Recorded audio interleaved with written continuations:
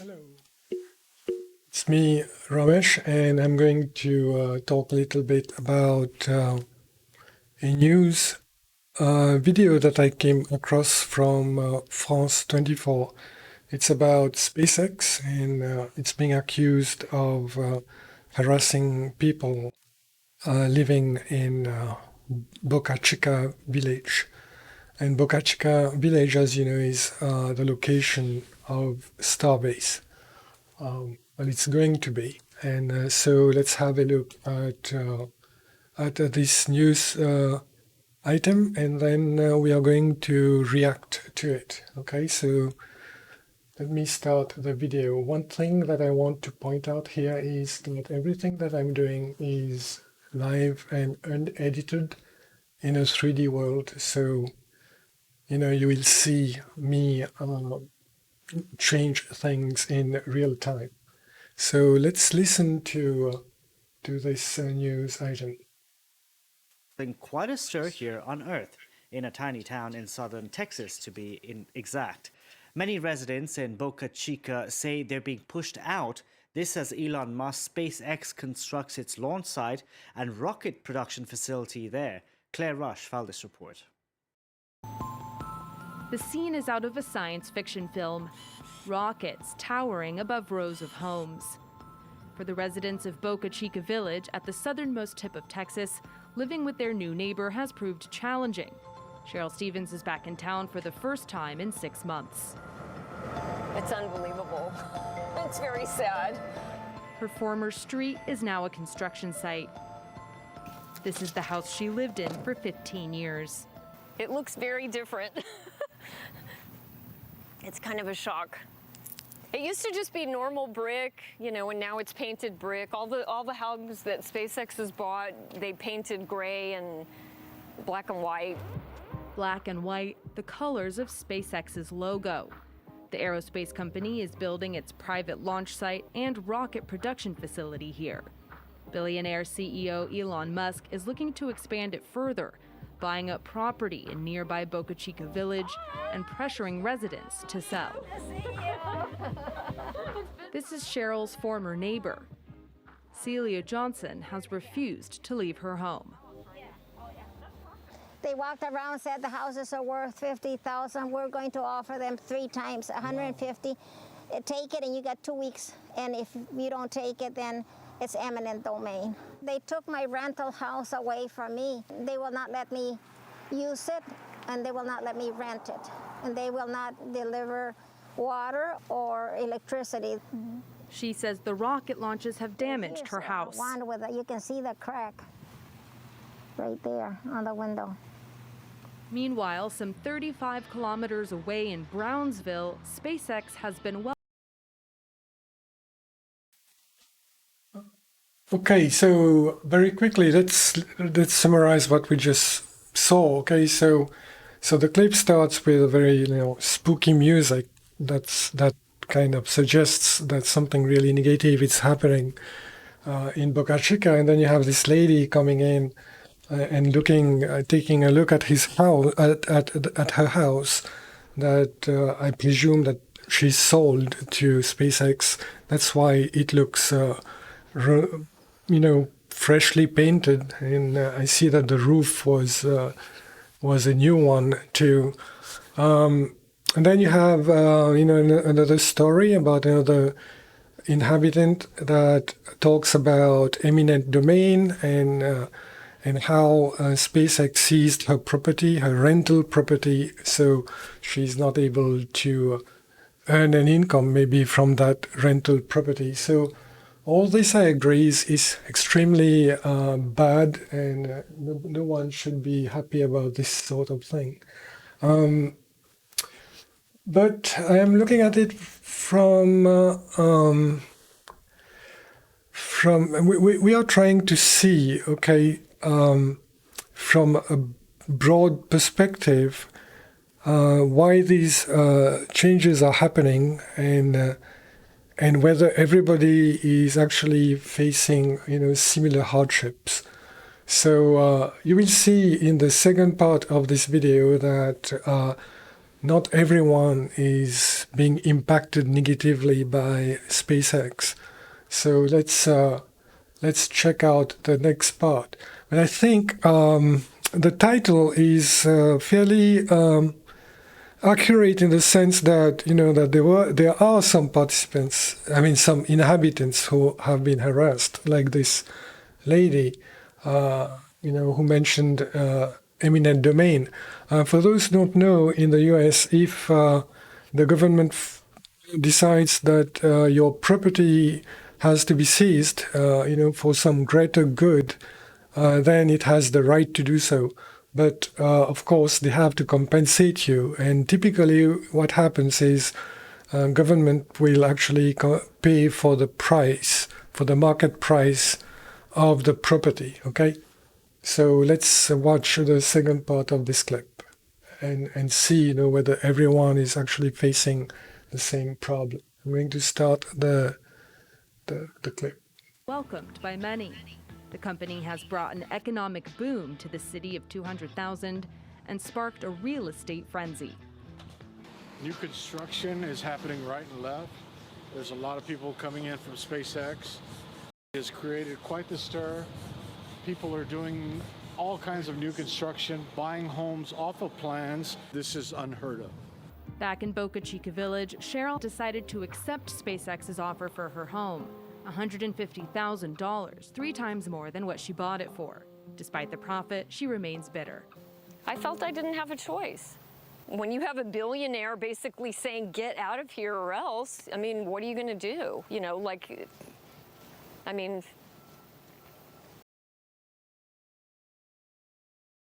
Wow. Well, this is this is a bit, yeah, that's actually a wow moment, because the way she spoke about the situation is quite telling,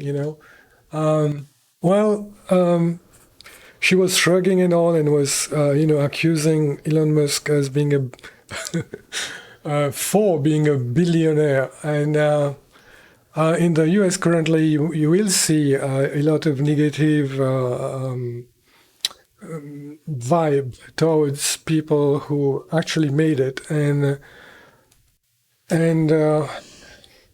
Well, in my view, it's just the result of capitalism. If you run any economic model that is founded on capitalism, you'll find that the income divide inevitably is going to widen and deepen. I mean, that's a fact.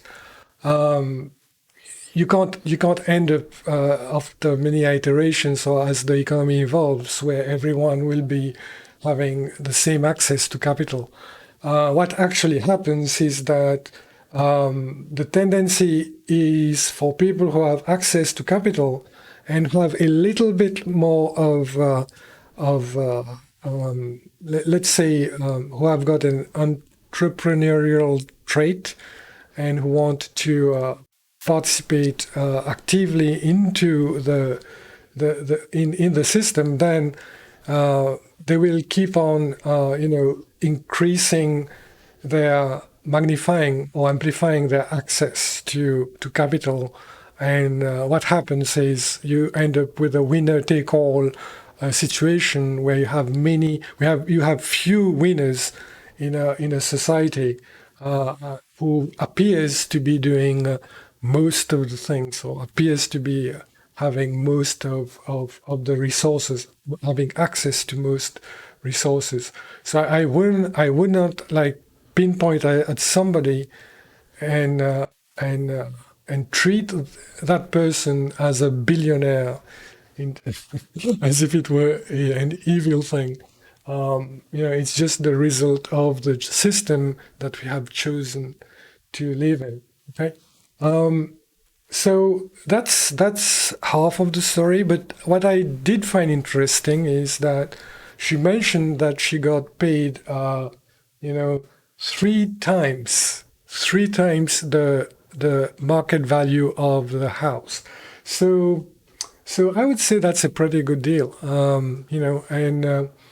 And the second aspect, of course, we did see that there are a lot of people who are getting jobs, and like the builders in Brownsville.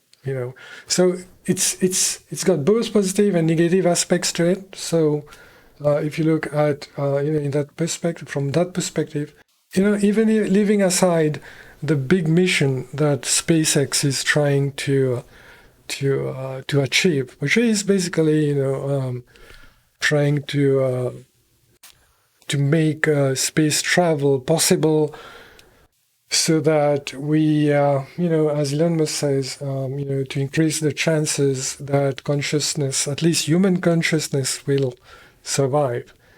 Obviously, we don't know what consciousness is, but the idea is that if we can extend our existence, then it's more likely that we can actually learn the deeper truth about the human conditions, the cognitive limitations that we face, and how that impacts our understanding of the world, etc. Okay, so that's part of the story. And the second part of the story is because I wanted to show you some information about what Boca Chica looked like, before. So let's do that. I'm going to load another video. Click on this. A group of friends, and maybe find the right spot so that you can actually see what's happening. So, as I said, everything that I do is live and edited. So let me try to find the 2-minute mark. So maybe it's here somewhere, halfway. All right. So let me just play this video in the background here so that you get to see. Let me add some context. First, we were like myself and a few friends. We went into a virtual world, and we set up an interactive exhibit that allowed us to experience Boca Chica and how things are evolving. And the information that we got is from Google. Okay, so we have access to panoramic images, 360 images. So we'll just have a look at those images and try to see how Boca Chica looked like around 2019. Okay, so let me roll the clip. I'm going to pick just one of these hotspots here, and I'm going to click on this one. So now we are on Weem Street. I'm waiting for the scene to load. And you can see it looks like a typical rural town, and you can see the trees.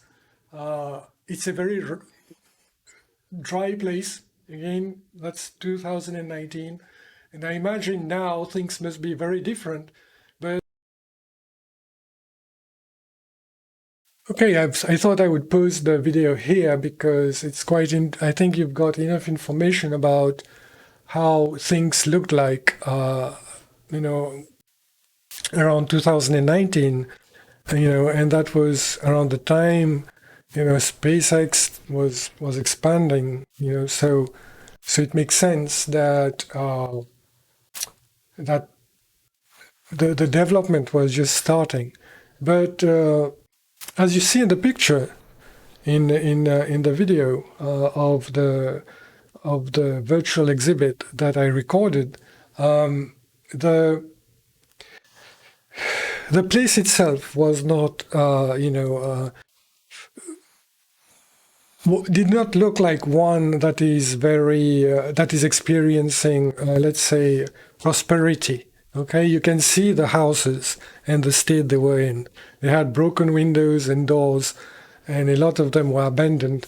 So this place, I guess, when Elon Musk was approached by the governor of Texas, and made the offer, to set up SpaceX, maybe, they just wanted to.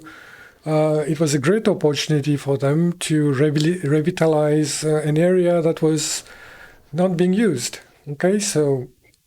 I mean, if you have the capital, you have a place that's cheap, and if you have a government that's welcoming, of course, I mean, you'll just jump on on the opportunity, and you see that from that perspective. Now I understand, why the eminent domain rules were raised, and I think that by offering 3 times the price of those properties and to the inhabitants, I think that's a pretty good deal because, because since SpaceX collaborates with the government, and since the government of Texas, is of that state, is happy with SpaceX, so of course they would,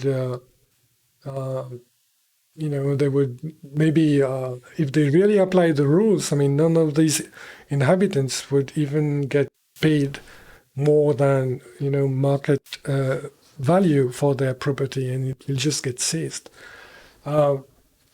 Yeah, it's a bit, it's not a very happy situation, but I think that SpaceX is trying to do its best.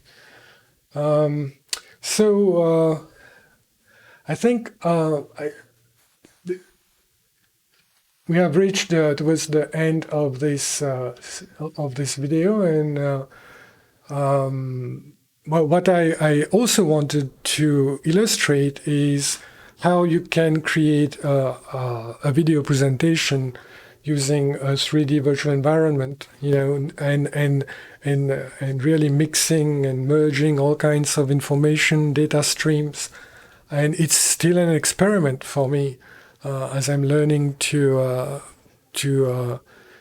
as I'm trying to explore and discover new things about virtual environments, that what you can do with that. So definitely, I'm quite excited with this one.